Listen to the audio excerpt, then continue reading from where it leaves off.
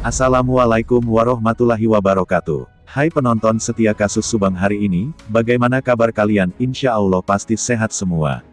Sebelum kita ke pokok pembahasan, Mimin sangat bersyukur ya kepada kalian yang telah mengklik video ini, yang artinya, Mimin yakin kalau kalian masih penasaran terkait siapa pelaku pembunuhan ibu dan anak di Subang, dan kalau begitu mari kita kawal sama-sama kasus pembunuhan Subang ini sampai terungkap. Kali ini, admin akan sedikit mengulik duduk perkara dari kasus Subang yang sudah hampir 100 hari lamanya belum juga terungkap. Kali ini, saya akan mengulik tentang yayasan, dan siapa saja pendiri yayasan tersebut. Diketahui, yayasan bernama Bina Prestasi Nasional, yang tidak lain adalah yayasan yang didirikan oleh keluarga Yosef Hidayah, akhir-akhir ini tengah menjadi sorotan. Lewat analisa Anjas, di kanal YouTube miliknya yaitu Anjas di Thailand. Ia menjelaskan secara rinci mengenai akte kepemilikan yayasan tersebut. Ia pun menjelaskan tentang teori konspirasi yang ia amati, bahwasannya ada kemungkinan bahwa si pelaku dari kasus Subang ini otaknya adalah orang di luar dari kedua belah keluarga, atau tidak ada sangkut pautnya dengan keluarga korban. Ia pun menjabarkan lewat sebuah perumpamaan, bahwasannya pendiri sudah pasti pemilik.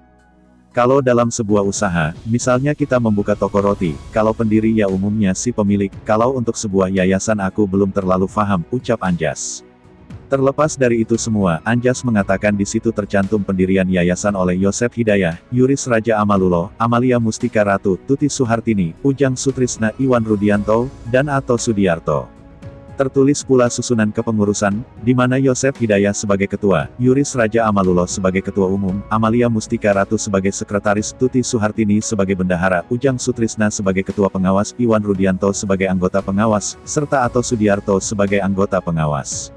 Menurut Anjas, untuk urusan sekolah, ada juga pertanyaan kemungkinan pihak lain ingin mengambil alih atau merebut yayasan.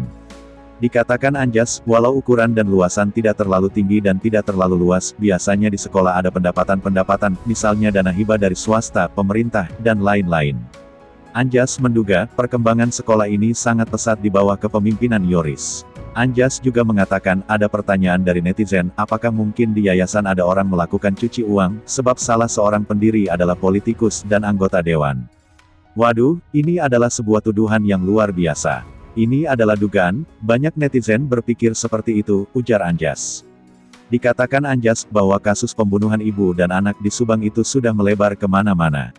Anjas menolak, siapapun bisa dicurigai seperti itu, tapi memang perlu dibuktikan, misalnya saat polisi mencetak print-out rekening koran dari almarhumah Amalia Mustika Ratu. Mencetak print-out rekening koran di bank, menurut Anjas bisa menjadi salah satu cara melihat kemungkinan hubungan dengan yayasan.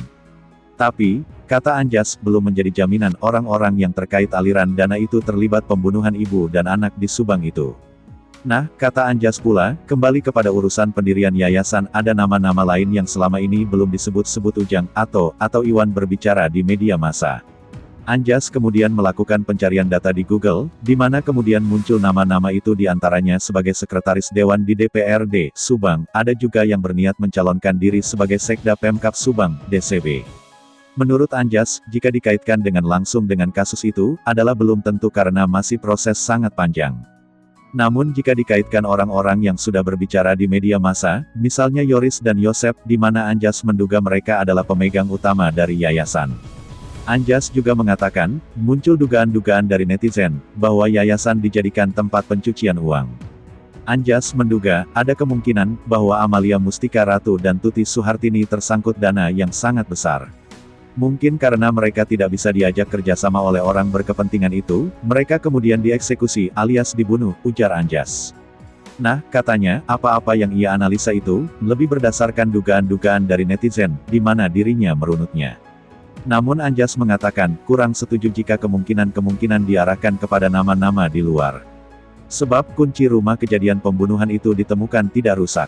Menurut Anjas, soal dugaan-dugaan netizen atas dugaan cuci uang, nama-nama orang besar, dan lain-lain, itu merupakan teori konspirasi yang mungkin saja, namun kemungkinannya kecil.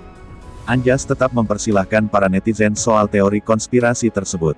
Bagaimana menurut kalian? Akhir kata, kami kru redaksi yang bertugas pamit undur diri, terima kasih, dan sampai jumpa di video Indonesia Seleb berikutnya.